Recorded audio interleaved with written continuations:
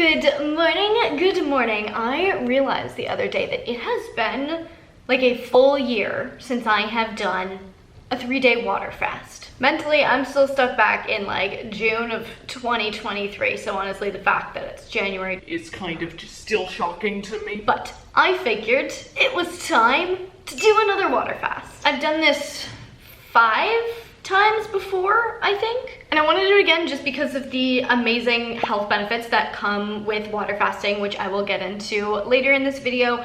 And also kind of to get back into my like Marissa mindset around health and fitness, if that makes sense. I feel like 2023 was a big year of like emotional growth for myself, and that's where I was spending a lot of my time and physical energy and mental energy was like in therapy, like working on stuff, like growing as a person. But now I feel like I'm kind of getting back to a place where I want to put that majority of that mental and physical energy back into health and fitness. I mean, I guess I would argue that working on my mental health and being in therapy is part of working on health and fitness, but like I want to go back to the angle of health and fitness that makes me like really excited and passionate, and that is doing fun things like this. Like, I mean, most people wouldn't consider a 3-day water fast fun, but like I love the science behind it. I think it's cool. I think it's a fun challenge for myself. So we're starting one today. But before I start, I need to eat so that I can then start. So let's go make a little snack.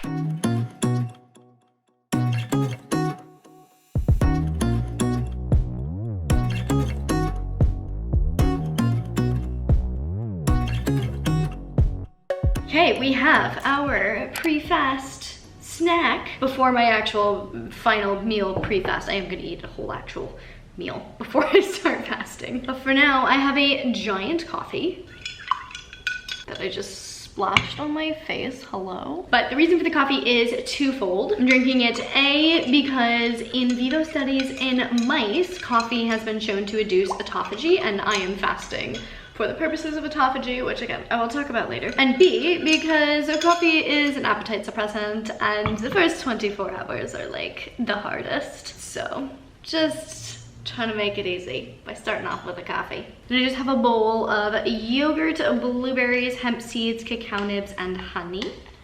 And I picked this because it never hurts to have some probiotics in your system. And also blueberries have been shown to contribute to promoting autophagy. Raw cacao, full of antioxidants, hemp seeds, got some good omega-3s in there. And then honestly, honey is just for the flavor because I don't really like yogurt, hence why there's more blueberries than yogurt in this bowl. First things first, I'm gonna talk all about the benefits of prolonged fasting. This does not mean I am recommending it to everyone who watches this video. Even though it has a ton of potential health benefits, this does not mean that it is going to be healthy or helpful or optimal for everyone. For a lot of people, it can end up causing more harm than good. The way I see extended fasts is that they are like an advanced tool in the health toolkit. Also, again for clarity, I am not doing this for weight loss. And I also strongly recommend against doing this for weight loss. It is one of the least efficient ways to lose weight if you want to actually keep it off. Almost all of the weight that you lose during a 3-day water fast is water weight. So as soon as you go back to eating and drinking normally afterwards, you gain it all right back. So if you're watching this because you're thinking about doing this for fat loss, I recommend pause, take a step back, reevaluate your relationship with health, with food, with your body, etc. Because doing a 3-day water fast for fat loss is literally just called starving yourself. And if you are prone to disordered thoughts around food, around your body, around fitness, etc., I strongly recommend against doing this. I even recommend against watching this video, so maybe just click that little X.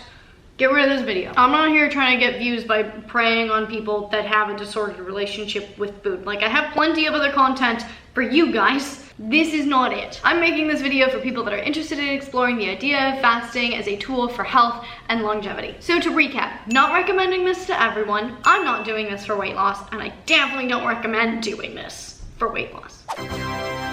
And we're back with my final meal. On my plate, we have 4 eggs with a green onion, nutritional yeast, salt and pepper, some leftover roasted veggies from my dinner last night, half of an avocado drizzled with olive oil, salt and pepper, and then some beet sauerkraut as well. My goal with my food today and yesterday has been to maximize nutrient density and also leaning heavy on foods that help promote autophagy and mitophagy, like cruciferous vegetables. I got some broccoli in here. And lastly, prioritizing fat and protein and minimizing carb intake. I obviously haven't gone 0 carb, but I figure the sooner I minimize carbs before my fast, the quicker I'll get into ketosis during my fast, and the quicker it will be easier to be in a fasted state. Because once you get into ketosis during a fast, it starts to feel really easy, and so, you know, the easier it is, the better it's gonna be. So I'm going to eat this, and then we're going to start the clock on this fast.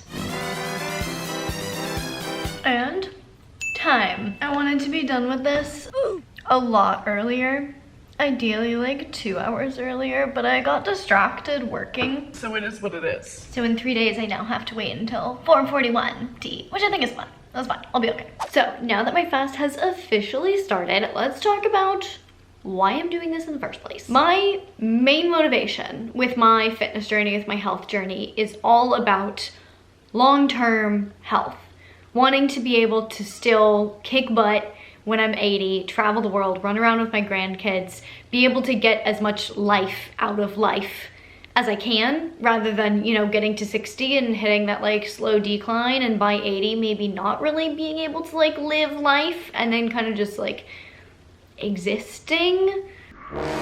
I basically want to be able to feel as good as possible now and as good as possible for as long as possible. So I approach my health and fitness journey through the angle of maximizing health span and longevity. And one of the biggest threats to an individual's health span and longevity is the aging and degradation of cells and cellular components. Our bodies are made up of cells, and so if your cells start not working as well, small parts of them start to break down, maybe the mitochondria are not functioning as well, other organelles are like having little mishaps here and there. The more that happens, the more your health is going to break down, the faster you're going to age. And so I'm interested in implementing protocols that help reduce the prevalence of these cells and the cellular breakdown, as well as clear out the cells and damaged organelles and things like that that are not working for the body. And fasting is one of those protocols. But this time, I'm doing something a little bit different, and I'm really excited about it just because it's new and a fun experiment, and you guys know me, I love these things. But I'm combining the autophagy you get from fasting with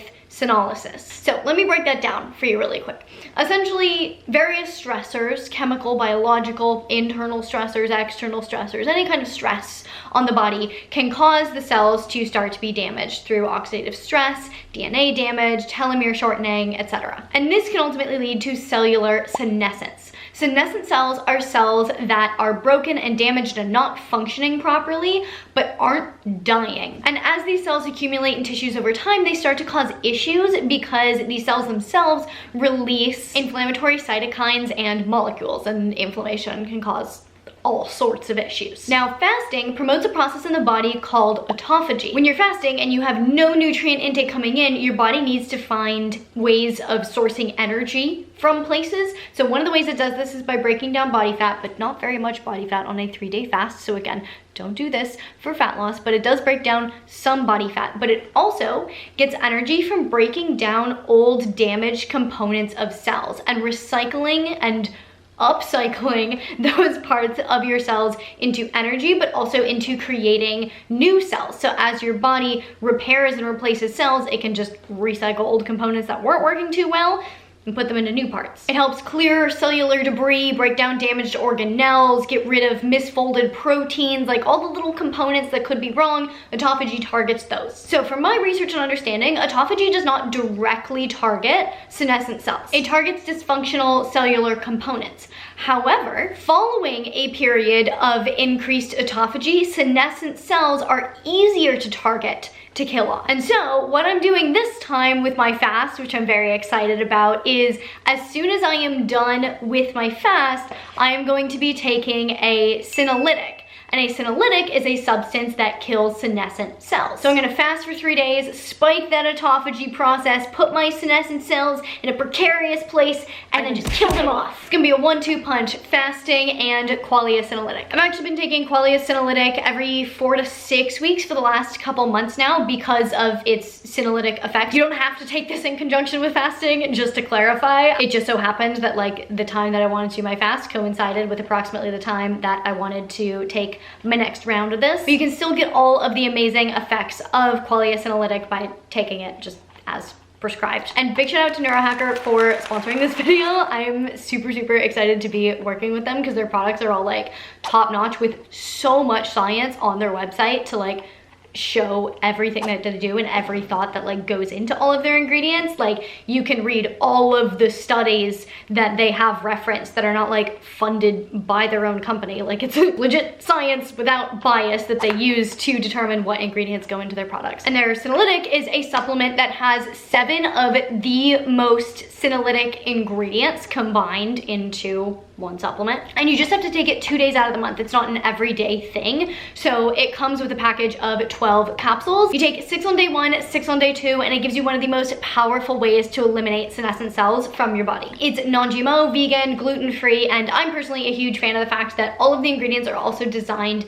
to work synergistically, to complement each other. It's also backed by a 100-day money-back guarantee, so you have 3 whole months to try out qualia senolytic and see if it does work for you with 0 financial risk. Which is quite nice. So I'm personally taking it for the same reason that I am implementing this fast, because I want to still feel amazing in my 40s, 50s, 60s, 70s, 80s, 90s. Hopefully if I make it to 100, I'll still be going. I want throughout my life to be able to feel younger, perform better, have more energy, sleep better, have better looking skin, etc. And one of the best ways to go about that is to slow the process of aging through eliminating cellular components that are breaking down and killing off senescent cells. And I figured the earlier I start, the less of a buildup of senescent cells I will have, so there'll be less damage to undo than if I were to start working on these processes later in life. I don't necessarily think doing a 3-day fast every single month would be the healthiest idea. Being a female in my reproductive years, it would probably be a little bit too stressful for my hormones. But adding in the qualia senolytic every month is something that is safe for me to do that will help slow the aging process. And so is my bestie. So if you are in your late 20s or older, I definitely recommend looking into qualia senolytic. Adding this into your monthly routine can be an amazingly powerful way to get on top of the aging process and prevent the buildup of senescent cells. And it can play a crucial role in combating negative aging symptoms. So if you want to check it out, highly recommend go to neurohacker.com/fitandnerdy to get up to $100 off, and then use the code FITANDNERDY to save an additional 15% off on your order. I have been loving this. I'm also taking their Qualia Mind and Qualia Skin, and I love those products as well. So if you're shopping their whole website, I recommend those too. And I will leave a link down in the description box below also if you want to check it out. But I am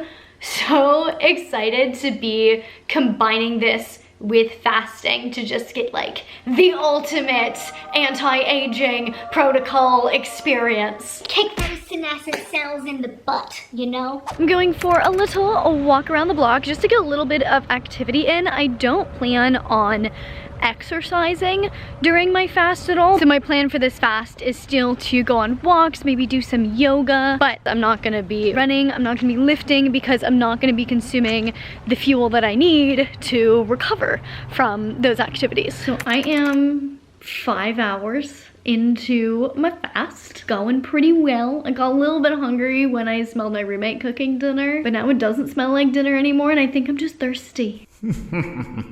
But I am now attempting to plan out my next 2 days because I have not much on my calendar. Like, I have work that I need to get done, but other than that, I don't have much going on. And I have found that when I'm fasting, it's much easier to fast when I have some sort of distraction. So I'm just putting together a little list of things that I've been like wanting / kind of needing to get done, but are like kind of fun-ish. Like this plant, that guy right there, dead. I mean, not dead, but like certainly not thriving. I want to go to Home Depot and get a little replacement plant and then move him somewhere where there's more light so that he can hopefully thrive. There's also a store I've been wanting to go get some shirts, because I need some shirts so I could do a wee bit of shopping. The next day. Good morning, good morning. I guess it's not really morning.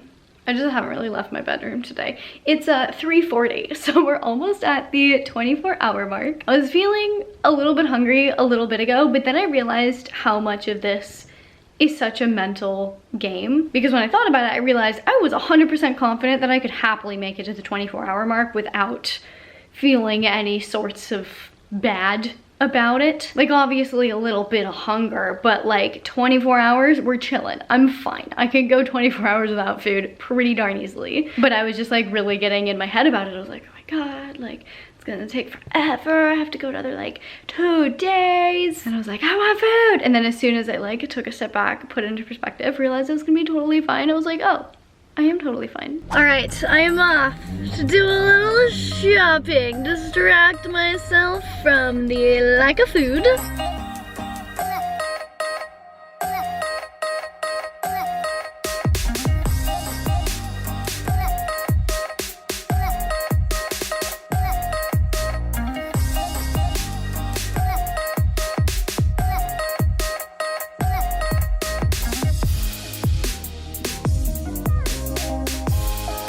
So successfully purchased a basic black long sleeve crop shirt. Very happy about that. Got that iconic LA view.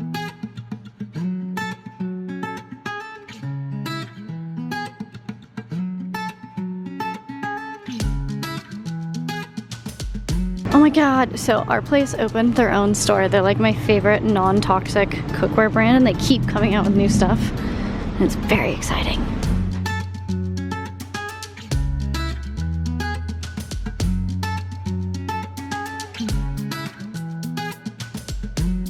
Shopping distraction number 1 accomplished. Now time for shopping distraction number 2. I'm in search of a very specific plant. I just want a replacement snake plant for my plant that got sick and now needs to be moved somewhere else in the house. Found it. Oh wait, these guys have the yellow. This is what I had before. This is what I want. I didn't know there were different types of snake plants with and without yellow, or are they just older? I don't know. I know nothing about plants, hence why most of mine are dead. This might be a weird insight. I feel like I'm getting the same dopamine hit from shopping that I do from food. I'll bet there's some psychology there. But I think shopping is taking away my cravings. Is that possible?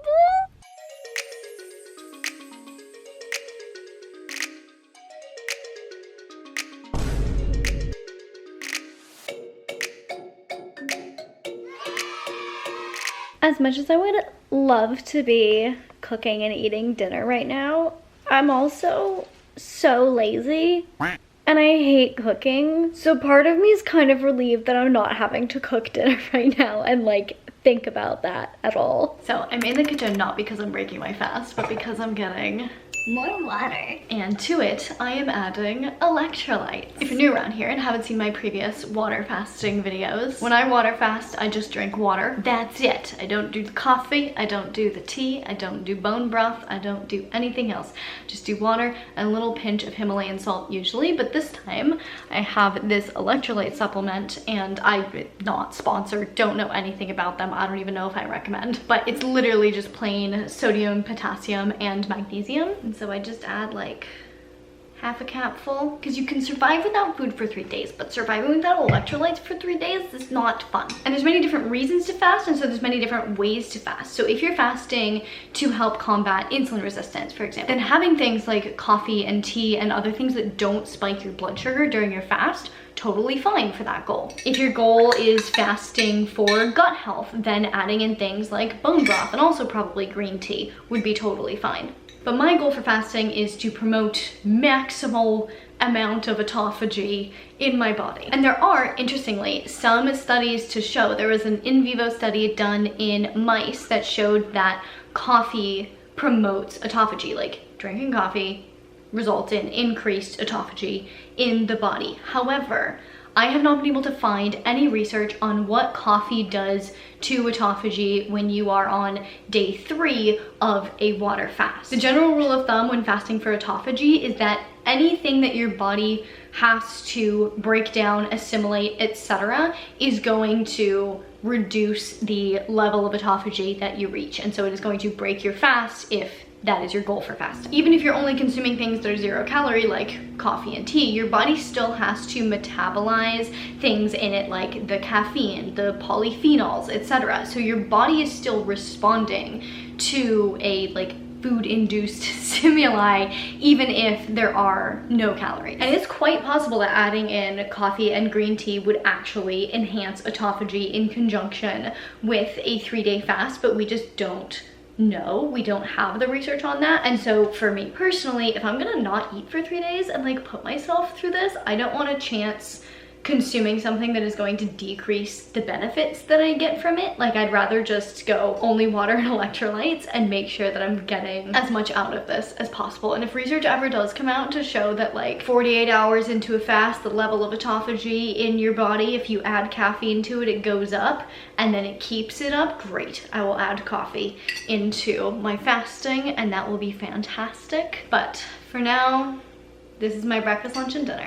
So I've gotten more work done and I am now watching Star Wars to distract myself. But I've been thinking today, reflecting on the fact that I think these fasts really, at least for me, help me get so much more in tune with my hunger and satiety and physical hunger versus mental hunger versus cravings. And I kind of always forget, like, between the fasts how much of a shift it kind of makes in my brain, like how much more it dials me into being in tune with my body. When you go without food for an extended period of time, it really highlights your relationship with food. Right now, I'm I think coming up on 30 hours into my fast, and this is usually the part where like it's the hardest.